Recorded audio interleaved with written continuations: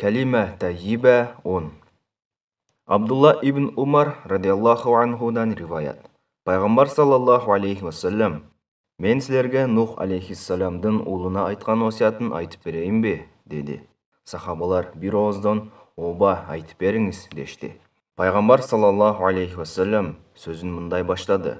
Нух алейхиссалам ұлына төменгі осиятты айтқан: «О ұлым, мен саға екі нәрсені жасауға осият қылам да, екі нәрсені жасауға тыю салам.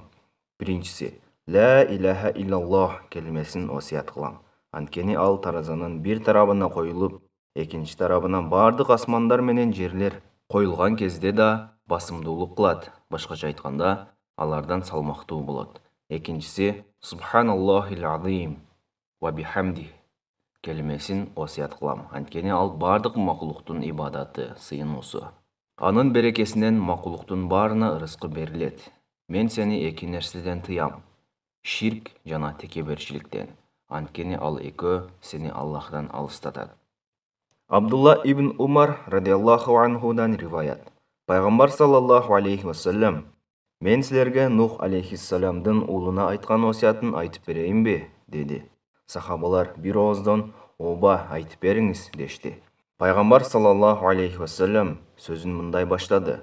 Нух алейхиссалам ұлына төменгі осиятты айтқан: «О ұлым, мен саға екі нәрсені жасауға осият қылам да, екі нәрсені жасауға тыю салам.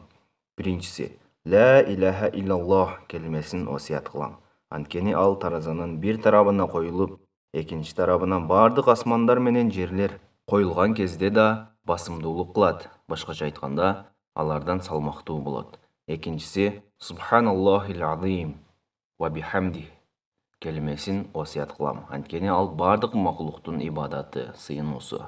Анын берекесинен макулуктун баарына ырыскы берилет. Мен сени эки нерседен тыям: ширк жана текеберчиликтен. Анткени ал экөө сени Аллахтан алыстатат.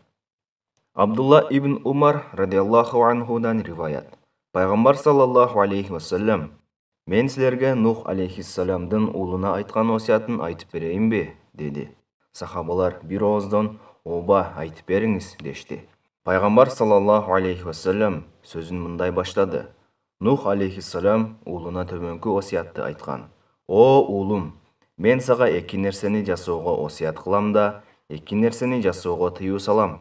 Біріншісі, «Ла илаха иллаллах» келмесин осият кылам.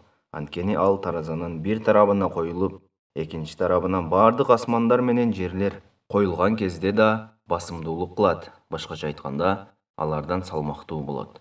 Экинчиси, «Субханаллахил азим ва бихамди» келмесин осият кылам. Анткени ал бардық макулуктун ибадаты, сыйынуусу. Анын берекесинен макулуктун баарына ырыскы берилет. Мен сени эки нерседен тыям: ширк жана текеберчиликтен. Анткени ал экөө сени Аллахтан алыстатат.